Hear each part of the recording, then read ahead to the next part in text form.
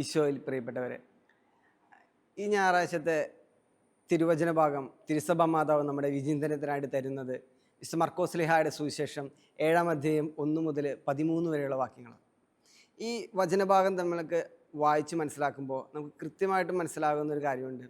ഇതിൽ ഈശോയും യഹൂദ ആചാര്യന്മാരും തമ്മിൽ മുഖാഭിമുഖം നടത്തുന്ന വാഗ്വാദമാണ്.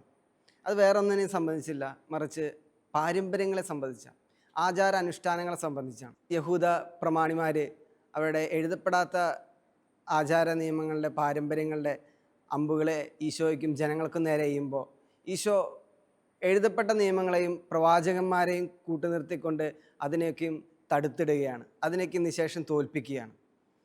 നമ്മൾ ഈ ആചാരങ്ങളുടെയും അനുഷ്ഠാനങ്ങളുടെയും പാരമ്പര്യങ്ങളുടെയൊക്കെയും ഒരു ചരിത്ര പശ്ചാത്തലം ഒന്ന് നോക്കുമ്പോൾ അത് നമുക്ക് പഴയ നിയമത്തിലേക്ക് ഒന്ന് കണ്ണോടിക്കുമ്പോൾ നമുക്ക് കാണാൻ പറ്റാവുന്ന ഒരു കാര്യമുണ്ട്. ദൈവം മോശയ്ക്ക് സീനായി മലമുകളിൽ വെച്ച് 10 കൽപ്പനകൾ നൽകുന്നുണ്ട്. പിന്നീട് ഈ 10 കൽപ്പനകളെ യഹൂദ ആചാര്യന്മാർ വ്യാഖ്യാനിച്ചുകൊണ്ട് 365-ലധികം വിലക്കുകളും അതുപോലെ തന്നെ 248ഓളം കൽപ്പനകളൊക്കെ ആയിട്ട് മൊത്തത്തിൽ 613 നിയമങ്ങൾ രൂപീകരിക്കുകയാണ്.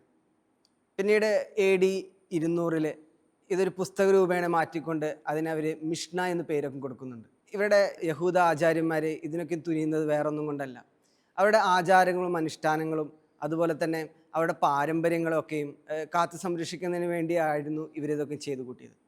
പക്ഷേ പതുക്കെ പതുക്കെ എങ്ങനെയൊക്കെയോ മനുഷ്യസങ്കല്പികമായ സ്വാർത്ഥമായ മനുഷ്യൻ്റെ വ്യാമോഹങ്ങളൊക്കെ ഈ നിയമത്തിലേക്ക് കടന്നു കയറുന്നുണ്ട്. അതുകൊണ്ടൊക്കെ തന്നെ നിയമങ്ങൾ പലപ്പോഴും ജനങ്ങളുടെ മേലെ യഹൂദാചാര്യന്മാരെ കെട്ടിയേൽപ്പിക്കുകയാണ്. പിന്നീട് കടന്നു വരുന്ന തലമുറകളോട് പറഞ്ഞു കൊടുക്കപ്പെടുന്നത് ഇങ്ങനെയൊക്കെ തന്നെയാണ്. ഈ നിയമങ്ങൾ, പാരമ്പര്യങ്ങളായ നിയമങ്ങൾ ലംഘിച്ചാൽ അത് പാപമായി മാറുമെന്നൊക്കെ. അങ്ങനെ ഒരു ചുറ്റുപാടിലാണ് ഈശോ ഇതിനെ എതിർക്കുന്നത്.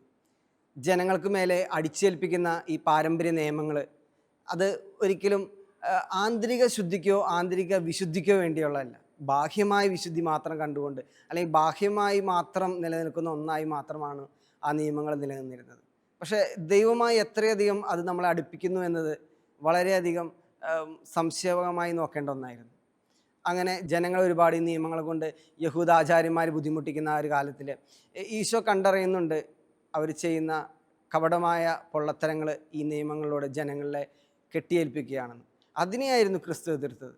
അതുകൊണ്ടൊക്കെ തന്നെയാണ് ക്രിസ്തു ഇന്നത്തെ സുവിശേഷ ഭാഗത്തിൽ യഹൂദാചാര്യന്മാർക്കെതിരെ തിരിഞ്ഞുകൊണ്ട് അവരോട് പറയുന്നുണ്ട്, ഏഷ്യ നിങ്ങളെക്കുറിച്ച് ശരിയായി തന്നെ പ്രവചിച്ചിരിക്കുന്നു. ഈ ജനം അധരങ്ങൾ കൊണ്ട് എന്നെ ബഹുമാനിക്കുന്നു, എന്നാൽ അവരുടെ ഹൃദയം എന്നിൽ നിന്നും വളരെ അകലെയാണ്.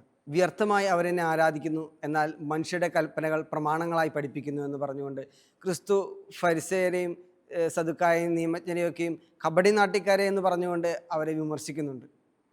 പ്രിയപ്പെട്ടവരെ, ക്രിസ്തു പറഞ്ഞു തരുന്ന ആന്തരികമായ വിശുദ്ധിയാണ് നമ്മൾക്ക് ആവശ്യം. ബാഹ്യമായ വിശുദ്ധിയിലൂടെ ആന്തരികമായ വിശുദ്ധിയുടെ പൂർണ്ണതയിലേക്ക് നമുക്ക് എത്തിച്ചേരാൻ സാധിക്കുന്നുണ്ടോ?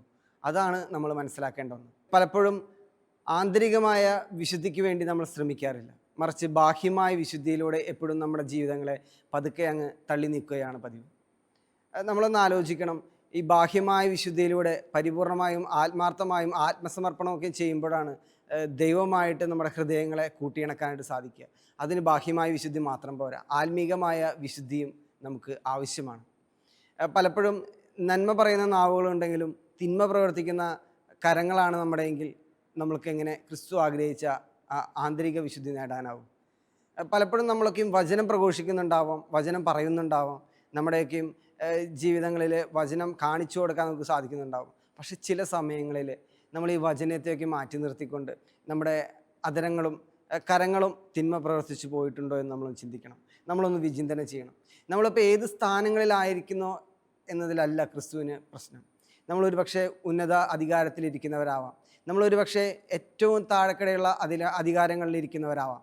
പക്ഷെ ക്രിസ്തു ആഗ്രഹിക്കുന്നത് ഒന്ന് മാത്രമാണ്, അത് ആത്മീയമായ വിശുദ്ധിക്ക് പ്രാധാന്യം കൊടുത്തുകൊണ്ട് മറ്റുള്ളവരിലേക്ക് ദൈവത്തെ ഇറക്കി കൊടുക്കുവാനായിട്ട് നമുക്ക് സാധിക്കണം. പലപ്പോഴും നമ്മുടെ ആത്മീയമായിട്ടുള്ള വിശുദ്ധിക്ക് വേണ്ടി നമ്മൾ പ്രവർത്തിക്കുന്ന പല ബാഹ്യമായ വിശുദ്ധിയും അനുഷ്ഠാനങ്ങളും ആചാരങ്ങളും അത് ഒരുപക്ഷെ ദൈവം ആഗ്രഹിക്കുന്നതാണോ, അല്ലെങ്കിൽ അതിലൂടെ കൃത്യവും പൂർണ്ണവുമായിട്ട് നമുക്ക് ക്രിസ്തുവിനെ നമുക്ക് നേടിയെടുക്കുവാനും മറ്റുള്ളവർക്ക് പകർന്നു കൊടുക്കുവാനും സാധിക്കുന്നുണ്ടോ എന്നതാണ് നമ്മൾ പ്രധാനമായും ഇന്നത്തെ ഈ സുവിശേഷ ഭാഗത്തിലൂടെ ചിന്തിക്കേണ്ടതും വിലയിരുത്തേണ്ടതും. നമ്മൾ ചെയ്യുന്ന പ്രവൃത്തികൾ അതതിൻ്റെ പരിപൂർണതയിലെത്തണമെങ്കിൽ ക്രിസ്തു നമ്മോട് കൂടെ ഉണ്ടാവണം. അല്ലാത്ത പക്ഷം ഒരുപക്ഷെ ക്രിസ്തു യഹൂദ പ്രമാണിമാരെ വിമർശിച്ച പോലെ കാപട്യം നിറഞ്ഞൊരു ജീവിതത്തിലൂടെ നമ്മൾ മുന്നോട്ട് പോയിക്കൊണ്ടിരിക്കുകയായിരിക്കാം. ഓരോ നിമിഷവും നമ്മൾ ചെയ്യുന്ന പ്രവൃത്തികൾ അത് കാപട്യം നിറഞ്ഞതാണോ കാപട്യമില്ലാത്തതാണോ എന്ന് നമ്മൾ വിചിന്തനം ചെയ്യണം. ഒരുപക്ഷെ ക്രിസ്തു ആഗ്രഹിക്കുന്ന ആ ക്രിസ്തീയമായ ആ ഒരു ജീവിതത്തിലേക്ക് നമുക്ക് പ്രവേശിക്കണമെങ്കിൽ ആത്മീയവും ബാഹ്യവുമായിട്ടുള്ള വിശുദ്ധിയെ നമ്മൾ കൂട്ടുപിടിച്ചേ തീരും. ഒന്ന് മാറ്റിവെച്ചുകൊണ്ട് ഒന്നിനെ മാത്രം ചേർത്ത് പിടിക്കുന്ന ഒരു ക്രൈസ്തവനാകുവാനായിട്ടല്ല ക്രിസ്തു നമ്മളെ വിളിച്ചിരിക്കുക. ബാഹ്യവും ആന്തരികവും ആയിട്ടുള്ള വിശുദ്ധി നമ്മുടെ ജീവിതത്തിൽ എന്നും നിലനിൽക്കണം. അനുഷ്ഠാനങ്ങളും ആചാരങ്ങളും പാരമ്പര്യങ്ങളും മാത്രം മുറുകെ പിടിച്ചുകൊണ്ട് വിശ്വാസത്തെ വേറൊരു തലത്തിലേക്ക് മാറ്റുമ്പോൾ നമ്മൾ കാരണം അവഗണിക്കപ്പെട്ടു പോകുന്ന പലരെയും ക്രിസ്തു നമ്മളെ ചൂണ്ടിക്കാണിച്ചുകൊണ്ട് ചോദിക്കുന്നുണ്ടാവാം, നമ്മൾ ചെയ്യുന്ന തെറ്റല്ലേ എന്ന്. അതുകൊണ്ട് നന്മ പ്രവർത്തിക്കുന്ന അധരങ്ങളും നന്മ പ്രവർത്തിക്കുന്ന കരങ്ങളോടും കൂടി ബാഹ്യവും ആന്തരികവുമായ വിശുദ്ധിയോടുകൂടി അനുഷ്ഠാനങ്ങളെയും ആചാരങ്ങളെയും പാരമ്പര്യങ്ങളൊക്കെ ചേർത്ത് പിടിക്കുമ്പോൾ നമ്മുടെ കൂടെയുള്ളവരെയും ചുറ്റുപാടുള്ളവരെയും ക്രിസ്തു ചേർത്ത് പിടിച്ച പോലെ ചേർത്ത് പിടിച്ചുകൊണ്ട് അവരെ ബുദ്ധിമുട്ടിക്കാതെ അവരെ വളർത്തുവാനായിട്ട് നമ്മുടെ കരങ്ങളും നമ്മുടെ നാവുകളും ദൈവം സമൃദ്ധമായി അനുഗ്രഹിച്ച് നമ്മളെ ക്രിസ്തുവിൻ്റെ പിന്നാലെ ക്രിസ്തു ആഗ്രഹിക്കുന്ന രീതിയിൽ മുന്നോട്ട് പോകാനായിട്ട് എന്നെയും നിങ്ങളെയും അത്യുന്നതനായ ദൈവം സമൃദ്ധമായിട്ട് അനുഗ്രഹിക്കട്ടെ.